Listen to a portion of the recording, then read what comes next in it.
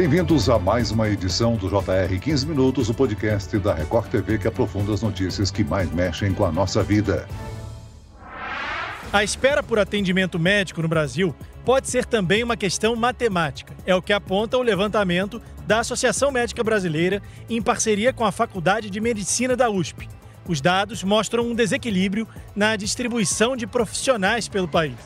O acesso à saúde é um dos direitos assegurados na Constituição brasileira, mas o país vive um desequilíbrio na distribuição de médicos. Hoje, há mais de 500 mil de profissionais da área, mas algumas regiões do país têm menos profissionais do que as outras. O Sudeste, por exemplo, que concentra 42% da população, é atendido por 53% dos profissionais de saúde. Já o Nordeste, que abriga 27% dos brasileiros e 18,5% dos médicos. Além disso, recentemente, o Conselho Federal de Medicina anunciou as novas regras para a publicidade de serviços médicos. O que os profissionais podem publicar nas redes sociais e o que não podem? Quais são os desafios para diminuir a desigualdade do acesso à saúde? E o que explica a escassez de médicos em algumas regiões? O JR 15 Minutos de hoje discute esses dois assuntos com o presidente da Associação Médica Brasileira, AMB, César Eduardo Fernandes. Bem-vindo ao nosso podcast, doutor.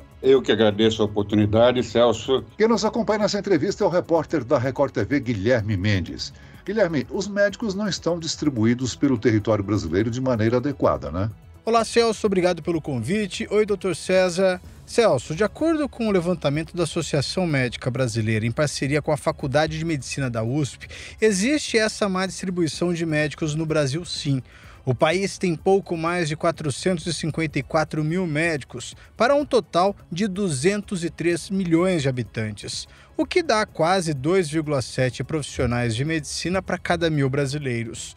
Duas regiões do Brasil têm menos médicos por 1.000 habitantes do que a média nacional. O Norte com 1,65 e o Nordeste com 2,09.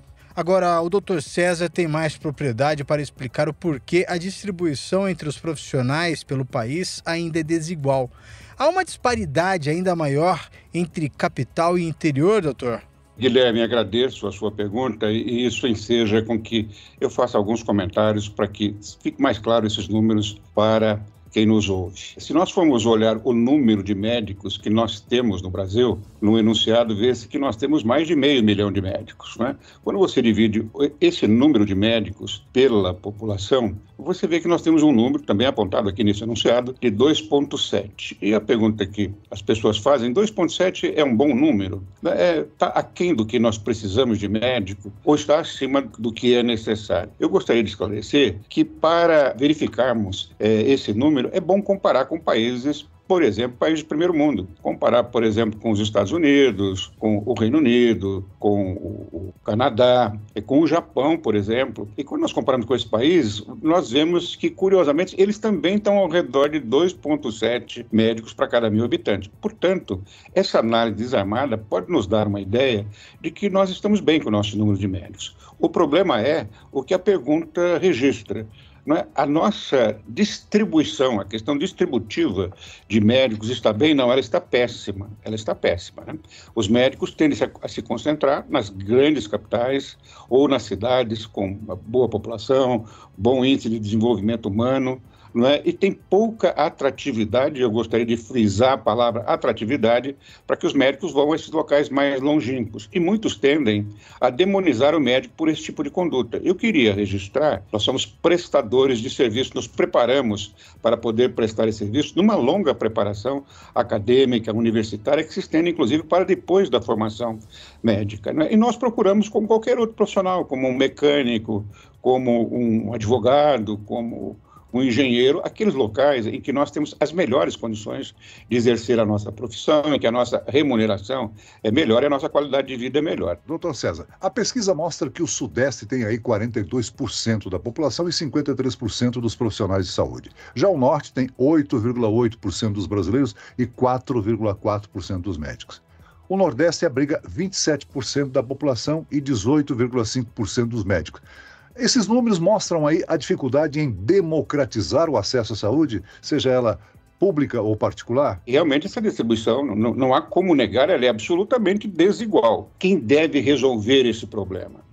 Não deve esperar a iniciativa autônoma, espontânea, nascida do próprio desejo do médico. É possível que, se nós esperarmos isso, alguns médicos vão querer ir para essas regiões, mas a maioria não. Então, precisa de uma política de Estado. Então, esses governos entram, ainda que tomem medidas acertadas, essas medidas podem ser absolutamente derrubadas pelo governo que se segue. Enquanto que a política de Estado, não. Ela segue, independente de quais governos estejam. Dou um bom exemplo, que a população vai entender muito bem. A política do judiciário, da magistratura, para juízes, para promotores. Cada governo que entra não muda isso, já está bem estabelecido. Então, não faltam no interior, não faltam nas pequenas cidades, nem juízes, promotores, faltam médicos. Porque o juiz e promotor tem uma carreira de Estado, onde ele faz por toda uma vida. Ele começa promotor numa pequena cidade e depois ele caminha, pode inclusive chegar aos grandes centros, se essa for a sua vontade. O médico não. Agora, doutor César, esse desequilíbrio também afeta a formação desses profissionais, né? As vagas de residência médica, por exemplo, ficam concentradas em determinadas regiões, né?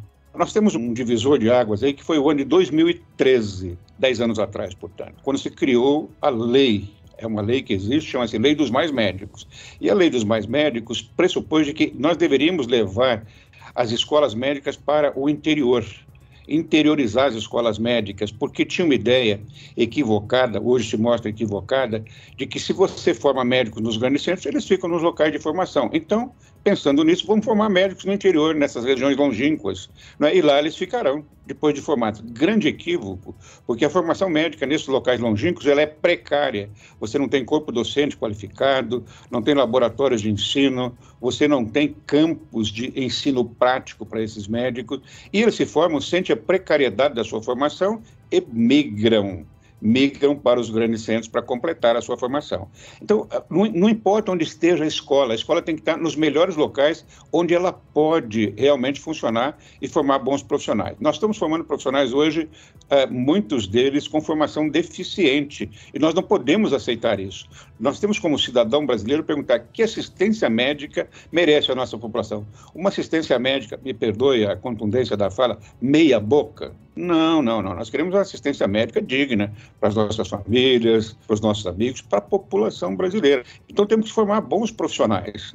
Doutor, falando em carreira, a pesquisa cita uma desproporção na quantidade de especialistas. Segundo o levantamento, o Distrito Federal, por exemplo, tem 6 vezes mais cirurgiões do que o Pará. E o Rio de Janeiro concentra 5 vezes mais anestesistas do que o Maranhão.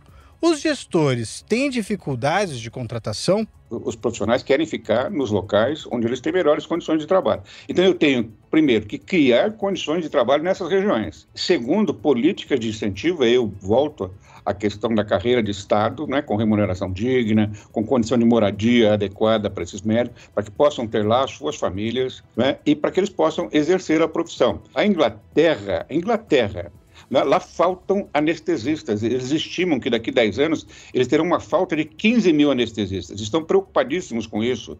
E eles querem formar anestesistas, mas eles não alteram a qualidade da formação do anestesista. Ele tem que cumprir todas as etapas obrigatórias para a formação, para que ele adquira as competências, as habilidades, e para que depois ele possa ser certificado como tal. Aqui no Brasil tem uma ideia equivocada. Está faltando especialista. Vamos fazer especialista toque de caixa. Não é dessa maneira que se resolve o problema. Agora, essa má distribuição de médicos ou a falta de especialistas influencia no atendimento, no tempo de espera, Muitos brasileiros estão aí na fila de espera do Sistema Único de Saúde, o SUS, aguardando por uma cirurgia ou consulta. Todos nós temos que arregaçar as mangas e defender o SUS. O SUS é uma proposta de atendimento universalizado para cada cidadão brasileiro. Então, é muito importante, o mundo todo olha com muita admiração pelo Sistema Único de Saúde nosso. Agora, claro, ele precisa melhorar, ele precisa criar as condições para vencer essas filas de espera que você menciona e que faz muito mal para cada um de nós ter conhecimento de que a pessoa que precisa, por exemplo, tratar uma doença cuja evolução não pode esperar o tratamento, eu me refiro a uma modalidade de câncer, mas não só de câncer, doença cardiovascular, as doenças degenerativas. Se você não tomar as medidas em tempo hábil, em tempo correto, você altera sobremaneira o prognóstico, a possibilidade de cura dessas pacientes e a qualidade de vida. Então, nós temos fundamentalmente que melhorar o aporte financeiro, melhorar a gestão do SUS, mas em nenhum momento nós podemos nos equivocar de que o SUS não é importante. Agora, doutor César, para o profissional permanecer trabalhando exclusivamente no SUS após o período de residência médica não é o objetivo de muitos deles, né? Doutor César, a competitividade salarial do setor privado e as condições de trabalho são os principais fatores que afastam os médicos do Sistema Único de Saúde? Além da competitividade salarial, a competitividade por qualidade do trabalho a ser exercido. O sistema privado, ele aloca recursos, ele é gerido com bastante competência e ele cria condições de trabalho muitas vezes melhores do que aquelas encontradas no SUS. Porém, se você perguntar a todos os médicos a impressão que eles têm do SUS, você não vai ver em nenhum momento rejeição a trabalhar no SUS. O que os médicos reivindicam é melhores condições de trabalho no SUS, melhor remuneração e o estabelecimento da carreira de Estado, eu estou insistindo bastante nisso, especialmente na atenção básica de saúde. Toda cidade pequena deve ter uma boa unidade de atenção básica de saúde, onde você tenha médico de saúde da família, onde você tenha pediatra, onde você tenha ginecologista, onde você tenha equipe de saúde, compostas por enfermeiras, por fisioterapeutas e todos os demais profissionais que orbitam em torno da assistência médica. E não é só médico que faz assistência médica, é a equipe de saúde. Não é? Então, nós achamos que os médicos não têm rejeição para trabalhar no SUS, eles apenas exigem melhores condições de trabalho e carreira. Doutor César, recentemente o Conselho Federal de Medicina apresentou uma série de regras sobre a publicidade médica e as clínicas terão até março de 2024 para seguir as diretrizes. Quais foram as mudanças? As normas que o CFM recém-editou, elas são normas que visam, de um modo geral, a que o médico não faça uma publicidade que o coloque numa condição diferenciada ou com privilégios em relação aos seus demais colegas, como se ele apenas fosse capaz de realizar aquele procedimento e que outros profissionais não pudessem fazê-lo. Mais do que isso, ele não pode expor pacientes, né?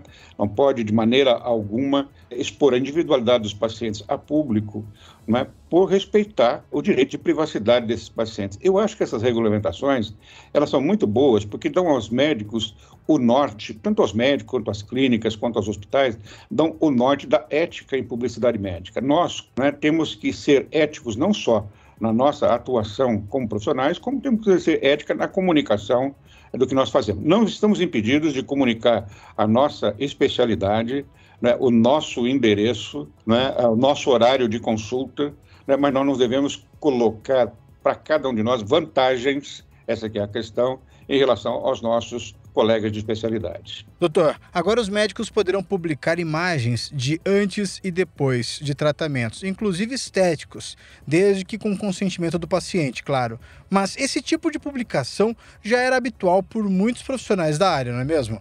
Esse ponto que você traz é um ponto extremamente importante de mudança dessa regulamentação recém-publicada pelo CFM. Antes não era possível, alguns médicos faziam isso, mas eles eram penalizados, eles eram chamados abriam processos ético-disciplinares para esses médicos nos conselhos regionais de medicina.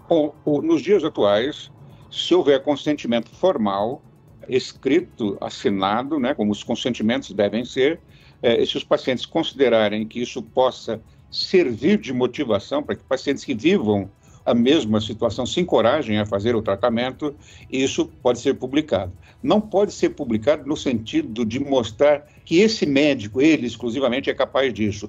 A publicação deve ter como norte a motivação para que pacientes se encorajem, né, a fazer tratamentos que antes não imaginavam que seriam possíveis, né? Muito bem, nós chegamos ao fim desta edição do 15 Minutos. Eu quero aqui agradecer a participação e as informações do presidente da Associação Médica Brasileira, AMB, César Eduardo Fernandes. Muito obrigado pela sua participação aqui no podcast, doutor. Muito obrigado, eu que agradeço a participação. E agradeço também a presença do repórter da Record TV, Guilherme Mendes. Obrigado, Guilherme. Celso, eu que agradeço mais uma vez pelo convite. Doutor César, obrigado por todas as informações e contem sempre comigo. Um abraço. Esse podcast contou com a produção de David Bezerra e dos estagiários Lucas Brito, Fernando Russo e Kátia Brazão. Sonoplastia de Marcos Vinícius, coordenação de conteúdo, Edivaldo Nunes e Deni Almeida. Direção editorial Tiago Contreira. Vice-presidente de jornalismo Antônio Guerreiro. Você pode acompanhar o JR 15 minutos no portal r7.com, nas redes sociais do Jornal da Record e nas principais plataformas de streaming. Eu, Celso Freitas, te aguardo no próximo episódio. Até amanhã.